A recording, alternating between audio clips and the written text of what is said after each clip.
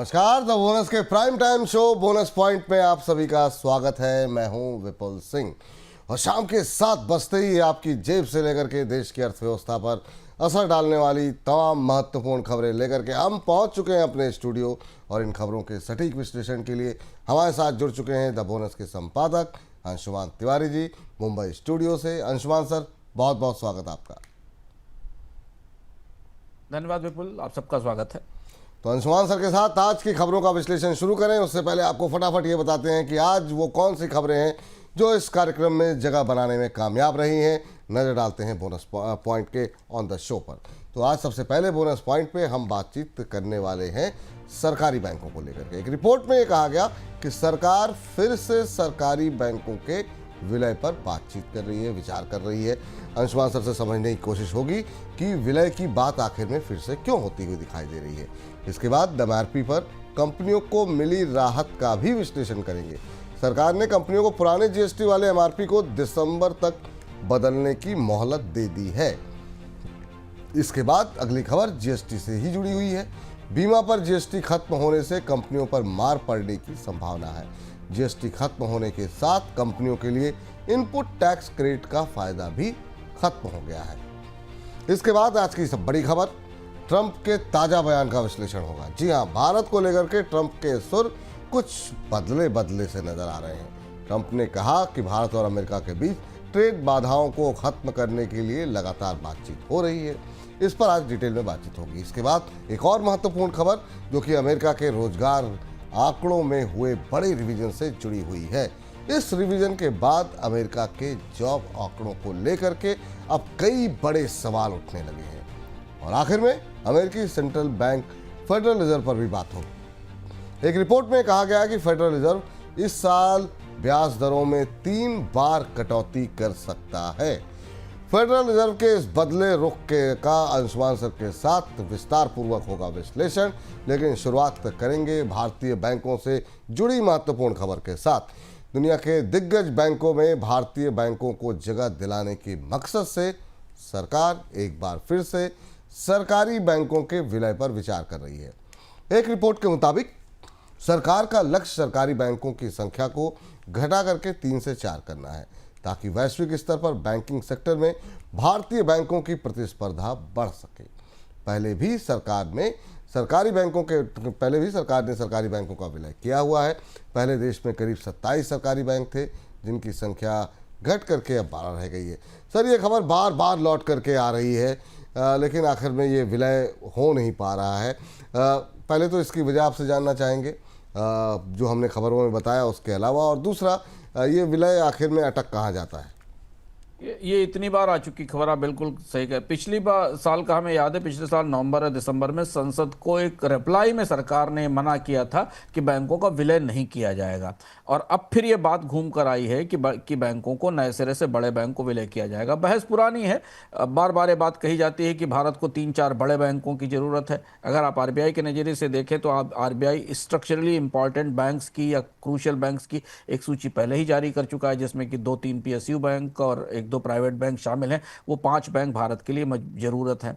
लेकिन सरकार नीतिगत रूप से इन बैंकों को लेकर पूरी तरह कंफ्यूज है, भ्रम में दिखती है। सरकार का एक पक्ष जब चाहता है तब यह बयान देता है कि हम विलय करके बड़े बैंक बनाएंगे, फिर उससे पीछे हट जाते हैं, क्योंकि छोटे बैंकों को बंद करने का मतलब कर्मचारियों की छटनी है, उनको शामिल करना। विलय करने में बहुत सारे और भी पेच हैं, जिनको लेकर सरकार स्पष्ट रूप से भी तैयार नहीं दिखती। अभी तो स्थिति विपुल जी है कि जो सरकारी बैंक हैं, जिन बैंकों की इक्विटी ऑफलोड की जानी है, जिनमें सरकार को मिनिमम पब्लिक शेयर होल्डिंग लेकर आनी है, वो प्रक्रिया भी पिछले 3-4 साल से पूरी नहीं हो पाई है। तो चर्चा के लिए ये विषय फिर आया है, लेकिन फिलहाल अभी कोई बड़ा प्लान या कोई स्ट्रेटेजी सरकार के पास नहीं दिखती, जिसके आधार पर ये भरोसा किया जा सके कि 6 महीने में, अगले 8 महीने में, साल भर में भारत में बैंकों का कोई बड़ा विलय या मर्जर जैसी प्रक्रिया शुरू हो सकती है। जी, इस बीच जरा बात करते हैं जरा वोडाफोन को लेकर के। टेलीकॉम कंपनी वोडाफोन आइडिया ने दूरसंचार विभाग की तरफ से 9,470 करोड़ रुपए के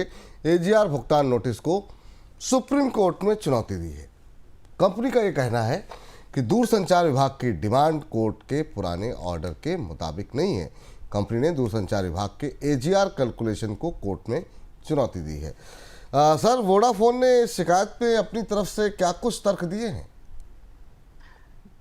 देखिए, वोडाफोन अगर आप गौर से देखें तो सिर्फ एजीआर से बचने की, भुगतान से बचने की तमाम कोशिशें कर रहा है। और पिछले एक महीने, 2-3 महीने में हम लगातार इसे बार बार इस खबर पर लौट कर आते हैं और हमें यह पता चलता है कि सरकार रियायत देने को तैयार नहीं है। अभी जो सबसे अंतिम खबर थी वो ये थी कि सरकार वोडाफोन में हिस्सेदारी को किसी तीसरे निवेशक को बेचना चाहती है, जो वोडाफोन की पीएलसी की, मतलब जो यूके की कंपनी है उसकी हिस्सेदारी, और बाकी हिस्सों को बेचना चाहती। फिर वो भी बात ठंडे बस्ते में चली गई। ये हुआ कि प्रधानमंत्री कार्यालय सीधे से संभालेगा।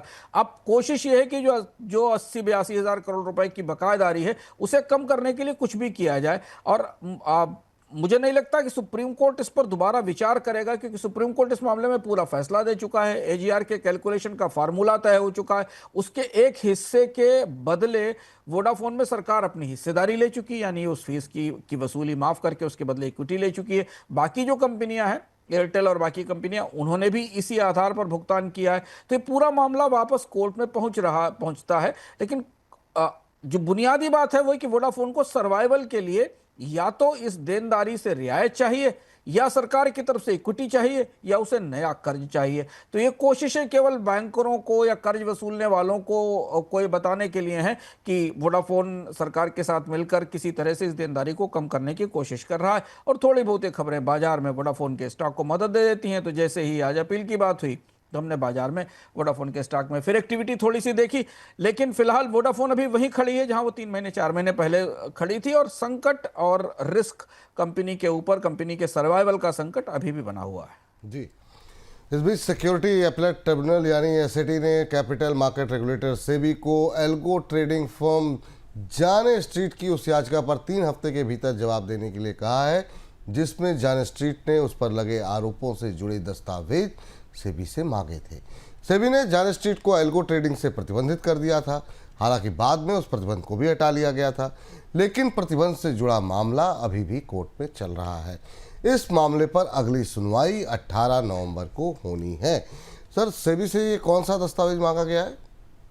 यह मामला पेचीदा हो गया है। देखिए, सेबी ने पहले जुर्माना लगाया, प्रतिबंध की लगाया, फिर उसके बाद वापस ट्रेडिंग की इजाजत दे दी, और अब ये सेबी अपीलेट ट्रिब्यूनल में पहुंच गया है सैट ने।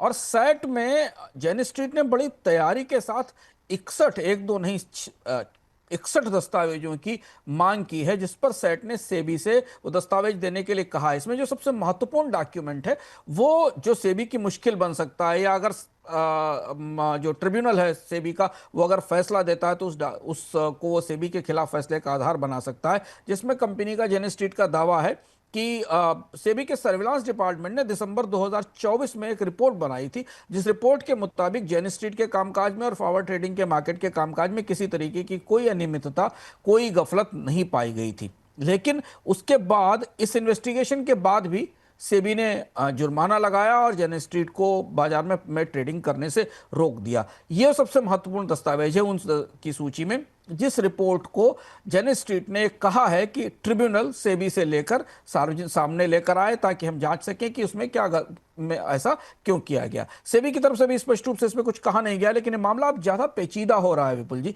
क्योंकि अब सरकार के सेबी के 2 हिस्से, सेबी एज ए रेगुलेटर और सेबी एज ए ट्रिब्यूनल, आपस में एक दूसरे के सामने आमने सामने आ गए हैं। और जेन स्ट्रीट अब सैट के जरिए सेबी को उसके फैसले पर जवाब देने के लिए और उस पर सवाल उठाने के लिए मजबूर कर रही है, ताकि वो आकर अदालत में खड़े होकर बताए कि ऐसा क्यों हुआ था। जी। इस बीच गाड़ियों पर जीएसटी कटौती से ग्राहकों को तो फायदा होगा, लेकिन ये कटौती शुरुआत में कई कार डीलर्स पर भारी पड़ रही है। डीलर के पास कंपनियों से जीएसटी की पुरानी दरों पर खरीदा हुआ स्टॉक पड़ा हुआ है, और अब उन दरों पर ग्राहक उनसे गाड़ियां नहीं खरीद रहे। इस वजह से डीलर्स को घाटा होने की आशंका है। एक रिपोर्ट के मुताबिक डीलर्स को पुराने स्टॉक पर करीब 2500 करोड़ रुपए का नुकसान हो सकता है। सर, ये तो बड़ा नुकसान होगा डीलर्स को। अभी जो फिलहाल के लिए नुकसान हो रहा है वो किस तरीके से हो रहा है, और इसे उठाएगा कौन, और कैसे कंपनसेट होगा ये नुकसान? विपुल जी, ऑटो डीलर्स की समस्या पिछले 1 साल से बुरी तरह फंसी हुई। कारें नहीं बिकती, इन्वेंट्री पाइल्ड अप है, और अब जीएसटी ने, जो कि उपभोक्ताओं की दृष्टि से आपको अच्छा फैसला समझ में आ रहा है। कार की कीमतें कम करने की घोषणा कंपनियों ने कर दी है, जो 22 सितंबर के बाद लागू होंगी। ये सब अच्छी खबरें हैं, पर जो डीलर्स के पास इन्वेंट्री पड़ी हुई है और बड़ी इन्वेंट्रीज हैं, क्योंकि हम लगातार इस कार्यक्रम में बात करते रहे, आपको याद होगा कि डीलर्स के पास 55 दिन की 60 दिन तक की इन्वेंट्री पड़ी हुई है पिछले सीजन की, वो कैसे हल होंगी। और वहां जो सबसे बड़ी दुविधा आ रही है वो ये आ रही है कि डीलर्स ने जो कारें या जो वाहन, चाहे वो 2 व्हीलर हो या 4 व्हीलर हो या बड़े वाहनों खरीद रखे हो, उनके सबके ऊपर कंपेंसेशन सेस पे किया है और पुराने रेट पर जीएसटी पे किया है। जो सरकार का आदेश है उसके मुताबिक कंपेंसेशन सेस 22 सितंबर तक ही लागू रहेगा, उसके बाद नहीं लागू होगा। अब डीलर इस बात के लिए बाध्य कर रहे हैं या मना रहे हैं ग्राहकों को कि वो पुराने वाले वाहन खरीद लें जो पहले से हैं, जिन पर पुराना जीएसटी की दर थी और कंपेंसेशन सेस थी। ग्राहक अब इस बात का इंतजार कर रहे हैं कि नई रियायतें आने वाली हैं, इसलिए वो 22 सितंबर के बाद ही गाड़ियां खरीदने जाएंगे। इस स्थिति में ये जो फंसा हुआ इन्वेंट्री का स्टॉक है, इस पर जो नुकसान है वो डीलर्स को उठाना पड़ेगा, क्योंकि कंपनियों के पास तो पैसे पहुंच चुके हैं और ये नुकसान थोड़ा बहुत नहीं 2500 करोड़ के आसपास है। तो ये अब खुलकर आ रहा है। जीएसटी का क्रियान्वयन जैसे जैसे शुरू होने की कोशिश हो रही है, रियायतों को लागू करने की कोशिश हो रही है, अब ये स्ट्रक्चरल चुनौतियां सामने आती दिख रही हैं। डीलर और कंपनियों के बीच में भी इस पर कोई सहमति नहीं बनी है कि इसका क्या किया जाए, लेकिन अब ये जो कंपेंसेशन सेस पेड व्हीकल्स हैं, इन पर जो हानि होगी, इन पर जो नुकसान होगा या इनकी कीमतें आने वाले दिनों में कम की जाएंगी, तो वो नुकसान डीलर्स को ही उठाना पड़ेगा। जी, इस बीच एफएमसीजी कंपनियों को केंद्र सरकार से बड़ी राहत मिली है। अब कंपनियां पुराने जीएसटी के तहत अनबिके सामान का एमआरपी दिसंबर के अंत तक बदल सकेंगी। हालांकि कंपनियों को प्रोडक्ट पर पुराना एमआरपी भी दर्शाना होगा और साथ में नया एमआरपी भी लिखना होगा। कंपनियों को दोनों एमआरपी की जानकारी उपभोक्ताओं, डीलर्स और डिस्ट्रीब्यूटर को देनी होगी। सर, ये क्या व्यवस्था हो रही है सर एमआरपी को लेकर के? अभी ये बड़ी पेचीदगी है और ग्राहक इसे कैसे समझ पाएंगे ये पता नहीं है। पिछली बार जब 2017 में जीएसटी लागू हुआ था, तब भी आपने देखा था कि कंपनियों को एक समय दिया गया था अपना पुराना स्टॉक क्लियर करने के लिए और उन पर उनके मूल्य बदलने पर। अब तो ये बहुत तेजी से लागू हो रहा है 22 सितंबर से। तो अब दो तरीके के प्रोडक्ट होंगे मार्केट में, जो 22 सितंबर के बाद बने हुए और जो 22 सितंबर से पहले बने हुए। चूंकि बड़ा फेरबदल हुआ है, खासतौर से कंज्यूमर और एफएमसीजी सामानों का एक बड़ा हिस्सा शिफ्ट हुआ है एक स्लैब से दूसरे स्लैब में, तो जो सामान डीलर्स के पास या विक्रेताओं के पास स्टॉक में पड़ा हुआ है वो तो पुराने टैक्स और पुराने स्लैब के आधार पर है। उसे जब नए लेवल पर बेचा जाएगा तो ये कैसे पता चलेगा कि उसका एमआरपी क्या है, क्योंकि एमआरपी कम करना पड़ेगा कंपनियों को, जीएसटी का रेट घट गया है। तो जो सामान 22 तारीख के बाद बाजार में बेचा जाएगा, या जो 22 तारीख के बाद आप या हम कोई भी खरीदने जाएंगे, उन्हें उस सामान के ऊपर टैक्स की रियायत मिलनी चाहिए, मिलेगी, क्योंकि जीएसटी का नया नियम लागू हो गया है। डीलर्स इस मामले में उलझन में थे, सरकार के साथ बातचीत चल रही थी। सरकार ने कहा कि अब दिसंबर तक एमआरपी को बदल सकते हैं। ऐसा इसलिए कि उसको इसकी व्यवहारिक व्यवस्था समझनी होगी। 2-3 महीने के तो स्टॉक्स हैं ही प्रोडक्शन के, कंपनियों के पास भी इन्वेंट्रीज काफ़ी हैं, तो इतनी सारी इन्वेंट्रीज को नए एमआरपी में लाने में लंबा समय लगेगा, 2 से 3 महीने लगेंगे। ऐसी स्थिति में सरकार ने इजाज़त दे दी है और एक कहा है कि पुराने और नए एमआरपी के स्टिकर लगाए जाएं। सुनने में बड़ा अच्छा लगता है, लेकिन ग्राहकों के लिए बड़ा मुश्किल होगा। इसलिए जब भी अभी ये स्पष्ट नहीं है कि वो कैसे व्यवस्था लागू होगी और क्या वो रियायतें पास ऑन हो भी पाएंगी जो दी गई हैं कि नहीं, ये देखना होगा। ग्राहक इस मामले में उनकी चतुरता की, उनकी समझ की ज़रूरत होगी कि जब वो सामान खरीदने जा रहे हों तो वे ध्यान रखें कि सामान की पैकेजिंग डेट कब की है, वो ये देखें कि पुरानी है या नई है, और वो दोनों एमआरपीज़ का मिलान जरूर करें कि पिछला एमआरपी कितना था किसी प्रोडक्ट का और क्या वास्तव में उन्हें जिस नए एमआरपी पर सामान दिया जा रहा है उसमें वो जीएसटी की रियायत शामिल है जिसकी घोषणा की गई थी। पर इस पूरी व्यवस्था को सुचारू होने में, सामान्य होने में 2 से 3 महीने का समय तो लगेगा ही। जी, चलिए, जीएसटी से जुड़ी एक और महत्वपूर्ण खबर। बीमा पर जीएसटी कटौती ग्राहकों के लिए तो फायदेमंद लग रही है, लेकिन कंपनियों के लिए अब चुनौती बढ़ गई है। 18% की टैक्स दर खत्म होने से बीमा कंपनियों के लिए इनपुट टैक्स क्रेडिट भी समाप्त हो गया है। इस वजह से बीमा पॉलिसी पर कंपनियों के होने वाले खर्च की इनपुट पर उन्हें पहले जो राहत मिलती थी वो नहीं मिलेगी। हो सकता है कंपनियां भविष्य में इसकी भरपाई के लिए बीमा के प्रीमियम बढ़ा दें। सर, ये इनपुट टैक्स क्रेडिट की पूरी उलझन है क्या? जरा ये हमारे दर्शकों को समझाइए पहले।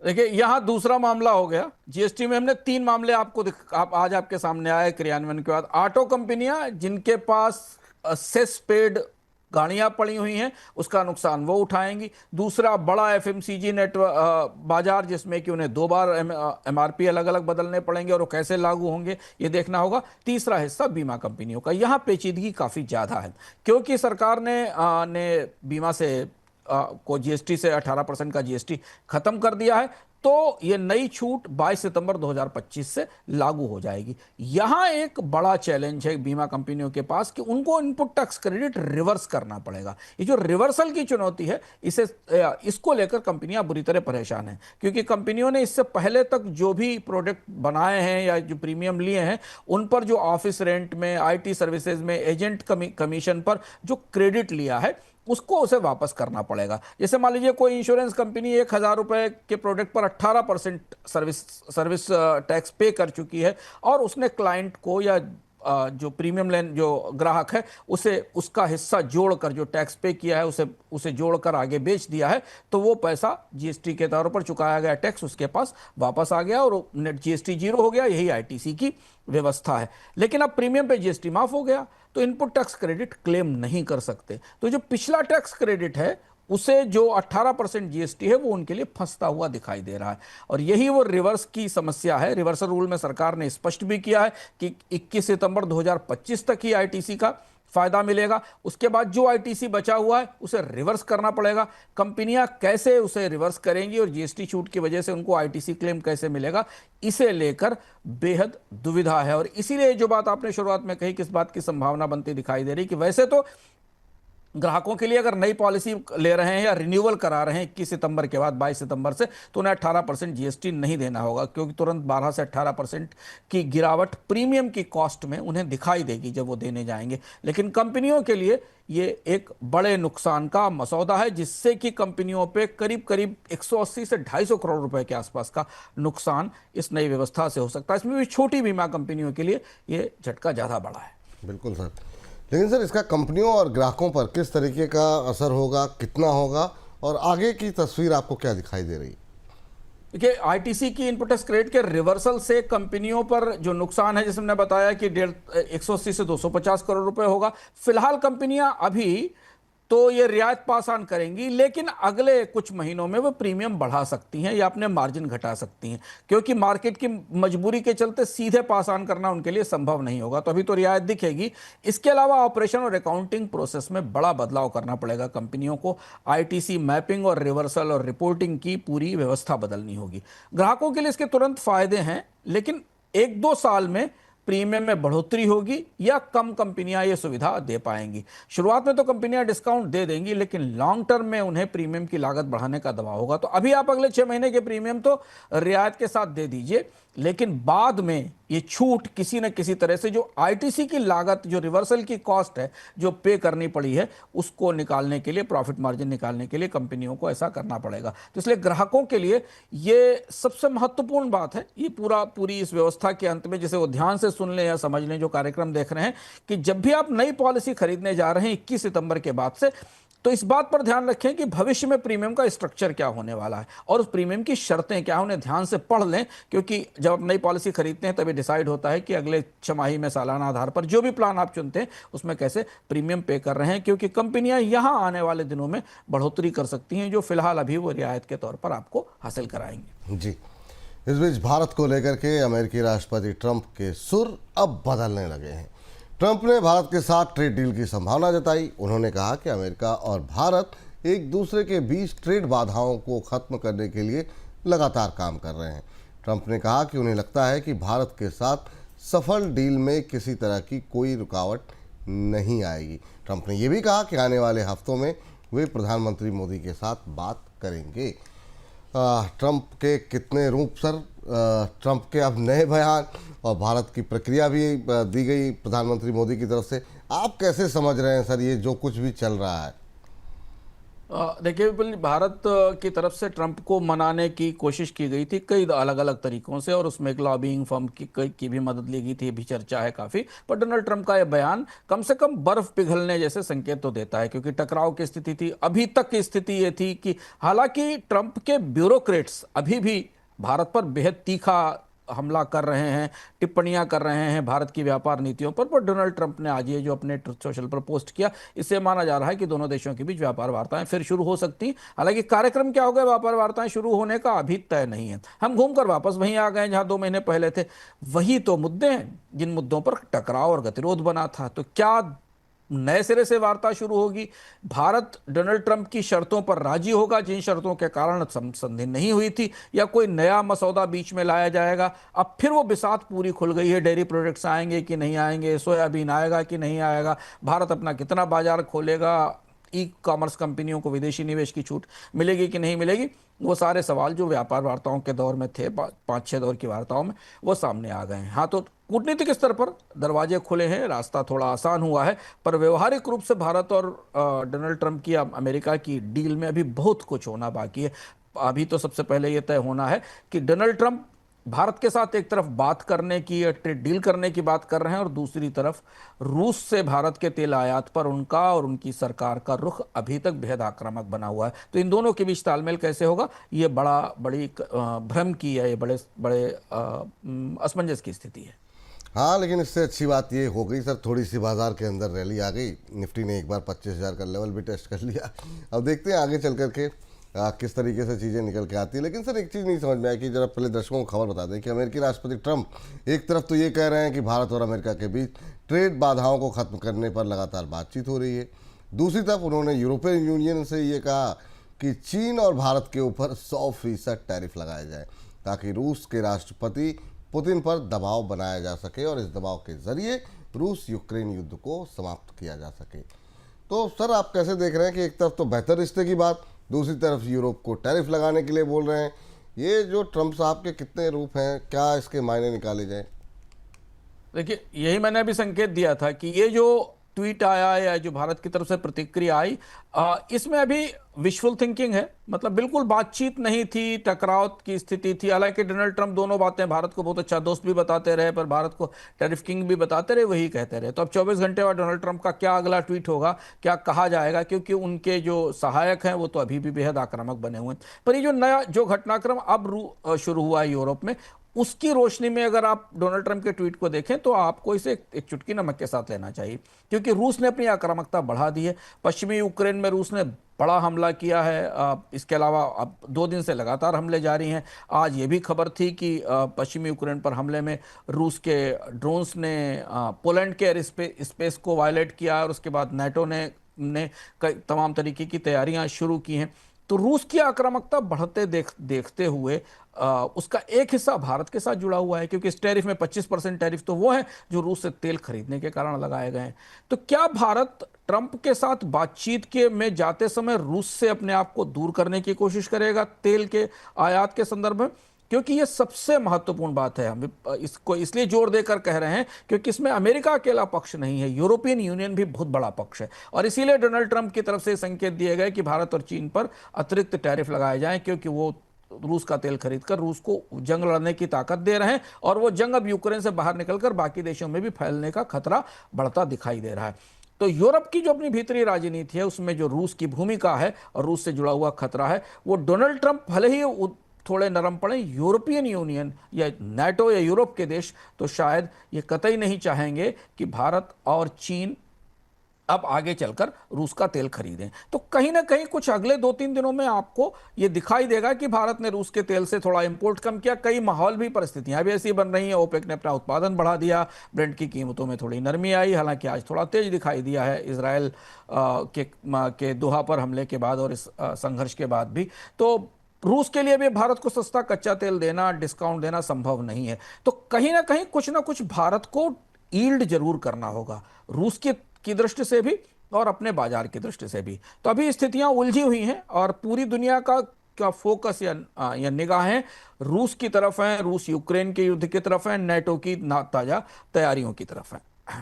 जी, लेकिन सर अब मतलब रूस तो और ज़्यादा आक्रामक हो रहा है, पोलैंड पर भी हमला कर दिया। तो कैसे देख रहे हैं आप, क्या वाकई में पुतिन और ज़्यादा अग्रेसिव हो रहे हैं, और उनके ये जो आक्रामकता है उसका खामियाजा क्या भारत को भुगतना पड़ेगा? जी, क्योंकि देखिए हमला तो नहीं हुआ, ये माना जा रहा है कि रूस के जो ड्रोन्स थे उन्होंने एयर स्पेस को वायलेट किया और इस बार पोलैंड ने रिटेलिएट किया है। इस तरीके की खबरें बीबीसी और अंतर्राष्ट्रीय मीडिया से आई हैं कि उसको रिटेलिएट किया गया। अमेरिका की तरफ से भी कोई प्रतिक्रिया नहीं आई है।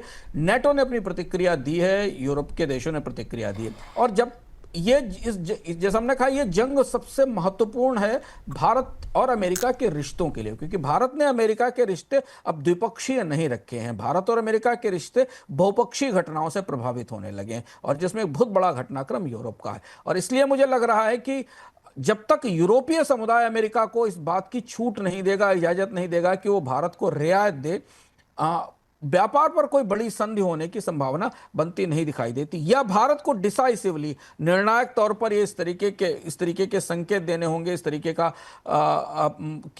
के प्रमाण सामने देने होंगे कि भारत ने रूस के तेल से अपनी निर्भरता खत्म कर दी है, जो इतना अभी आसान नहीं है। तो अभी ये गुत्थी उलझी हुई है। पर हाँ, अगर आप ट्रंप और मोदी के ट्वीट्स देखें तो आपको लगेगा कि भारत की अब चीज़ें थोड़ा थोड़ा सामान्य होने की तरफ बढ़ रही हैं। पर अभी कई सारे महत्वपूर्ण मोर्चे हैं जहां पर उलझन बाकी है। जी, इस बीच अमेरिका से आने वाले रोजगार के आंकड़ों को लेकर के अब सवाल उठने लगे हैं। मंगलवार को अमेरिका के ब्यूरो ऑफ लेबर स्टेटिस्टिक्स के आंकड़े जारी हुए, जिसमें कि बताया गया कि एक साल में मार्च तक अमेरिका में जितने रोजगार पैदा होने की बात कही गई थी, असल में उसके मुकाबले 9 लाख कम रोजगार पैदा हुए हैं। अमेरिका में रोजगार के आंकड़ों में हुआ ये रिवीजन कई सवाल खड़े कर रहा है। सर, जॉब डेटा रिवीजन में क्या कुछ निकल करके आया है और इतना बड़ा रिवीजन कैसे हो गया सर? ये कल की बेहद सनसनीखेज खबर है। हालांकि बाजार के लिए खबर थोड़ी अच्छी है, क्यों हम आगे बताएंगे। पर वैसे अमेरिकी अर्थव्यवस्था के लिए तात्कालिक तौर पर बाजारों के लिए अच्छी खबर है, पर दूरगामी तौर पर अमेरिकी अर्थव्यवस्था में से ये जो कल आंकड़ा आया बेहद सनसनीखेज था। BLS जो अमेरिका का लेबर डिपार्टमेंट है, उसने अपने जॉब डेटा को रिवाइज किया, जो पिछले 1 साल का डेटा था, और उसमें यह बताया कि जितनी नौकरियां रिपोर्ट की गई थी उससे लगभग 10 लाख 9 लाख 11 हजार के आसपास नौकरियां कम क्रिएट हुई। यानी इतनी नौकरियों को रिवाइज डेटा में हटा दिया गया। मतलब पिछले साल टैरिफ आने से पहले की बात है, टैरिफ तो अभी आए हैं, उससे आने से पहले अमेरिका में जितनी मजबूत जॉब ग्रोथ बताई जा रही थी, जितने रोजगार बताए जा रहे थे, वास्तविकता उससे बिल्कुल उल्टी थी। उतनी नौकरियां जोड़ी ही नहीं गई, आंकड़ों में गलत दिखाया गया था। सबसे ज्यादा जॉब कट्स हुए होटल, रेस्टोरेंट, प्रोफेशनल सर्विसेज और रिटेल सेक्टर में, जिन्हें BLS के डेटा में सही ढंग से शामिल नहीं किया गया, कैप्चर नहीं किया गया। हेल्थ केयर और सरकारी जॉब्स में थोड़ी बढ़त देखी गई। अब पहले के अनुमान से हर महीने 76,000 नौकरियां कम निकली, और अमेरिका के लिए बहुत बड़ा डेटा है, बेहद सनसनीखेज डेटा है, क्योंकि अमेरिका की राजनीति, अमेरिका की कंपनियां, अमेरिका के निवेशक और बाजार जॉब डेटा पर बेहद संवेदनशील होते हैं। अगस्त की जो मासिक रिपोर्ट आई उसमें केवल 22,000 नई नौकरियां बनाई गई और बेरोजगारी की दर 4.3% पर थी, रिकॉर्ड ऊंचे स्तर पर थी।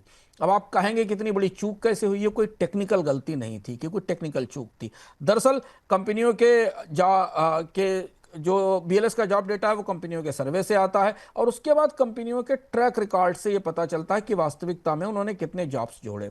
कोविड के बाद बिजनेस खुलने और बंद होने का डेटा गलत था, छोटे बिजनेस का डेटा देर से आया, अर्थव्यवस्था की रफ्तार का बदलाव हुआ, और इस वजह से अमेरिका में वास्तविक तौर पर बेरोजगारी पिछले साल ही गहरा गई थी, जिसे इस साल यह माना जा रहा था कि अमेरिका की अर्थव्यवस्था में तेजी आ रही है। और जुलाई के आंकड़े जब थोड़े कम हुए तो BLS के चीफ को डोनाल्ड ट्रंप ने हटा दिया। तो ये अमेरिका की अर्थव्यवस्था में जो इनहेरेंट अनएम्प्लॉयमेंट है, जो पिछले साल से चली आ रही, उसे पुष्ट करता है। अब आप यहां याद करिए जीरोम पावेल का वो भाषण जो उन्होंने जैक्सन होल में दिया था, और उन्होंने कहा था कि अमेरिका में बेरोजगारी बढ़ रही है, जबकि डोनाल्ड ट्रंप आने के बाद जनवरी से कह रहे थे कि उनके आने के बाद अर्थव्यवस्था में बड़े सुधार आए और नौकरियां बढ़ रही हैं। तो नौकरियां मासिक आधार पर भी अमेरिका में गिरी हैं, और सालाना आधार पर तो बड़ा जॉब कट दिख रहा है, नौकरियां बढ़ती नहीं दिख रही, और यह बेहद चिंता की वजह है। लेकिन सर, इस रिवीजन से अमेरिकी अर्थव्यवस्था को लेकर के क्या जानकारी, क्या एनालिसिस निकल के आ रहा है? सबसे पहला, लेबर मार्केट बहुत कमजोर है और मंदी का खतरा है। अगर आप एक साल में 9 लाख 9.5 लाख नौकरियां नहीं बनी हैं, तो ये लेबर बाजार में मंदी का बड़ा सबूत है। दूसरा ये कि फेडरल, अच्छी खबर जो मैंने आपको बताया कि फेडरल रिजर्व के लिए अब कोई और व्यवस्था नहीं बचा है, उसे ब्याज दरों में कमी करनी पड़ेगी। ब्याज दर में कटौती के बाद सोना और शेयर और इनकी सबकी कीमतों में बढ़ोतरी होगी, और जॉब घटने के बाद आर्थिक आंकड़े और ज्यादा जोखिम भरे हो गए हैं। सबसे बड़ी बात यह कि इतने बड़े रिवीजन आने के बाद अमेरिका के जॉब डेटा के पे, अमेरिका के जॉब के आंकड़ों पर भरोसा भी टूट रहा है, बाजार का और निवेशकों का भी। फेडरल रिजर्व अब अगर सरकार दावा भी करेगी कि नौकरियां आ रही हैं, बढ़ रही हैं, तो शायद डेटा रिवाइज होने तक वो इस पर भरोसा नहीं करेगा। तो अर्थव्यवस्था की दृष्टि से ये बेहद चुनौतीपूर्ण है। और अमेरिका की अर्थव्यवस्था में अगर अभी इन आंकड़ों को देखें तो आपको ऐसा लगेगा कि स्टैगफ्लेशन की, मंदी की, बेरोजगारी की गंभीर चुनौती बनती दिख रही है, और जो पिछले साल से ही चली आ रही है। लेकिन अगर बाजार की दृष्टि से देखें तो बाजार इसमें, जैसे कि हम अंग्रेजी में कहते हैं कि every cloud has a silver lining, तो इस ये जो पूरा माहौल है बेरोजगारी का, इसमें शेयर बाजार अपने लिए एक बड़ी उम्मीद देख रहा है। वो ये देख रहा है कि अब तो भाई जेरोम पावेल को ब्याज दर में कटौती करनी ही पड़ेगी, क्योंकि जो वो कह रहे थे वो सामने निकल कर आ ही गया कि बेकारी बढ़ रही है, मंदी बढ़ रही है, अब बाजार को सस्ती पूंजी की जरूरत है। जी, इस बीच अगले हफ्ते अमेरिकी सेंट्रल बैंक फेडरल रिजर्व की बैठक होने जा रही है। उस बैठक पे ब्याज दरों को घटाने को लेकर के फैसला होगा। रिपोर्ट में कहा गया है कि 2025 के दौरान अमेरिकी सेंट्रल बैंक ब्याज दरों में 3 बार कटौती कर सकता है, और हर बार 25 बेसिस पॉइंट की कटौती होगी। इस रिपोर्ट के बाद ये संभावना जताई जा रही है कि अमेरिकी सेंट्रल बैंक अगले हफ्ते ब्याज दर कटौती का ऐलान कर सकता है। आपको बता दें कि अगर ऐसा हुआ तो ब्याज दर घट करके 4.25% पर आ जाएगी। सर, क्या कुछ तैयारी है फेड की, और क्या मान लें कि स्टेज पूरी तरीके से सजा हुआ है कि इस बार तो रेट कट होगा ही, जो 15 तारीख को बैठक होने जा रही है?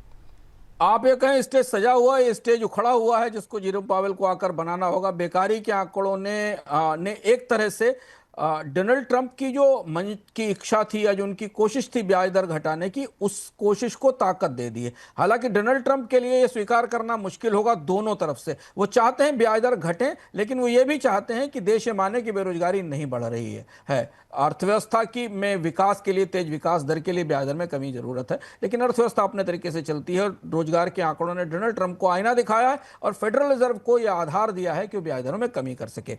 कम से कम 3 महत्वपूर्ण आकलन हमारे पास मौजूद हैं। फेडरल रिजर्व की बैठक अगले हफ्ते होने वाली, और शायद अगले 2-4 महीनों में सबसे बड़ा इवेंट है बाजारों के लिए, दुनिया के बाजारों के लिए, क्योंकि फेडरल रिजर्व जैसे ही कुछ ऐसा करेगा, बाकी दुनिया के बाजारों में भी उसकी प्रतिक्रिया होगी, दुनिया के बैंक भी ऐसा करेंगे। गोल्डमैन सैक्स और जेपी मॉर्गन का यह अनुमान है कि 3 बार कटौती होगी, कम से कम 3 बार 25-25 बेसिस पॉइंट की, यानी करीब 75 बेसिस पॉइंट की कटौती आने वाले दिनों में हो सकती। बाजार इसको फैक्टर इन करके चल रहा है। बाजार को लगता है कि अब फेडरल रिजर्व महंगाई से ज्यादा बेरोजगारी कम करने पर अपना फोकस बढ़ाएगा, यानी महंगाई पर थोड़ा समझौता किया जा सकता है, लेकिन बेरोजगारी से नहीं किया जा सकता। और अमेरिकी अर्थव्यवस्था आमतौर पर ऐसे ही 2 विकल्पों के बीच फंसती है, और इसलिए ब्याज दरों में कटौती की जाएगी। तो 25 बेसिस पॉइंट की कटौती का मतलब है कि ब्याज दरें 4.5% से नीचे आ जाएंगी, और ये बाजारों के लिए काफ़ी उत्साह भरी खबर है। इसलिए हमने कल भी देखा कि बेरोजगारी के आंकड़ों के बाद भी बाजार को यह लगा कि उनके मन की मुराद किसी तरह से पूरी हो रही है ब्याज दरों में कमी को लेकर। जी, लेकिन सर अभी जो करंट लेवल पे इन्फ्लेशन का लेवल है, उसके बाद भी क्या मतलब फेड कर पाएगा कटौती? देखिए, एक बात लगातार चर्चा में है, फेडरल रिजर्व के भी अलग अलग सूत्रों से संकेत आ रहे हैं कि जो 2% की महंगाई का लक्ष्य है उसकी जगह उसे 3% मान लिया जाना चाहिए। यानी हम टैरिफ इतना बढ़ने के बाद, डोनाल्ड ट्रंप की तरफ से टैरिफ बढ़ाने के बाद, फेड के विशेषज्ञ मान रहे हैं, बाजार भी ये मान रहा है कि अब 3% की महंगाई अमेरिका के लिए न्यू नॉर्मल है, और ये लंबे समय के लिए चल सकती है। यानी फेड को जो अपनी जिद है, जो फेड को अपनी जो सीमा 2% की महंगाई जब तक नहीं आ जाती महंगाई दर, तब तक उपभोक्ता महंगाई दर, तब तक ब्याज दरों में कमी नहीं होगी, उसे छोड़ना पड़ेगा। क्योंकि सप्लाई चेन शिफ्ट हो रही है, मैन्युफैक्चरिंग महंगी हो रही है, टैरिफ महंगा हो रहा है, इसलिए बाजार लोग भी मान रहे हैं कि 2.5 से 3% की महंगाई को बर्दाश्त किया जा सकता है अमेरिका में, बशर्ते रोजगार बनते रहें, लोगों के पास काम आता रहे, तो लोग इसे बर्दाश्त कर सकते हैं। और यही वो फैक्टर है जो फेडरल रिजर्व की मौद्रिक पॉलिसी में बड़ा शिफ्ट, एक बड़ा ट्रांजिशन दिखाएगा। लेकिन यहाँ एक बड़ा सवाल है, ब्याज दरों में कमी हो सकती है 25 से 50 बेसिस पॉइंट की, 75 बेसिस पॉइंट तक की हो सकती है, जिसके संकेत मिल रहे हैं। लेकिन अगर महंगाई 3% से ऊपर निकल गई विपुल जी, 3% तक तो ठीक है, अगर वो 4%, 4.5% के आसपास पहुंच गई तो फिर फेडरल रिजर्व के लिए अगली किस्तों की कटौती मुश्किल हो जाएगी। तो ये बहुत नाजुक मामला है। 3 तक तो चलेगा, पर 3.25 या 3.50 हुआ तो फिर फेडरल रिजर्व को डर लगेगा कि उसकी सस्ती पूंजी बाजार में महंगाई और ज्यादा बढ़ाएगी। अच्छा, इसके अलावा अगर 3% की न्यू नॉर्मल दर फेडरल रिजर्व ने मान ली तो दुनिया के बाकी सेंट्रल बैंक भी ऊंची महंगाई को लक्ष्य रखकर का ब्याज दरों में कटौती करने की व्यवस्था कर सकते हैं। कोई बड़ी चुनौती आई तो फिर ये जो सॉफ्ट लैंडिंग होने वाली है ये खतरनाक होगी। पर बेहद जटिल परिस्थिति में दिख रहा है फेडरल रिजर्व, और इसलिए ये माना जा रहा है कि अगले हफ्ते की जो फेडरल रिजर्व की बैठक है उसमें सिर्फ ब्याज दरों में कमी ही नहीं, वो तो बाजार को लग रहा है कि थोड़ी बहुत कटौती आएगी, जिससे बाजार बढ़ेंगे भी, उत्साह भी मिलेगा। फेडरल रिजर्व की थीसिस क्या है? फेडरल रिजर्व अमेरिका की अर्थव्यवस्था को इस समय कैसे समझने की कोशिश कर रहा है और भविष्य के लिए उसके आकलन क्या है, इस पर भी हमारी, आपकी, बाजार की सबकी निगाहें रहेंगी। सबकी निगाहें लगी हुई हैं, क्योंकि वहाँ से अगर संकेत इस तरह के आते हैं तो भारतीय बाज़ारों में भी रेट कट की एक्सपेक्टेशन बढ़ेगी। और मुझे लगता है ये जो मोमेंटम बाज़ार में तेज़ी का एक बना हुआ है बीते 3-4 सत्रों से, वो कंटिन्यू होता हुआ दिखाई दे सकता है। इसी पॉजिटिव नोट के साथ अब देखते हैं क्या कुछ होगा। जैसे जो भी अपडेट होगी वो हम आपको लगातार बोनस पॉइंट में बताते रहेंगे। अंशुमान सर, आज आप इस कार्यक्रम का में जुड़े हमारे साथ, तमाम खबरों का विश्लेषण किया, बहुत बहुत शुक्रिया, बहुत बहुत धन्यवाद आपका। धन्यवाद। तो आज के कार्यक्रम को समाप्त करने का वक्त हो गया है। आप लगातार बने रहिए बोनस के साथ। इक्विटी हो, कमोडिटी हो, पॉलिसी बाजार हो, कोई भी आपके मन में जेब से जुड़ी हुई दुविधा हो, सबका उत्तर मिलेगा आपको द बोनस के इस मंच पर। तो अपने सुझाव, अपनी टिप्पणियाँ लगातार हमें भेजते रहिए, हमारे प्राइम मेंबर बनते रहिए।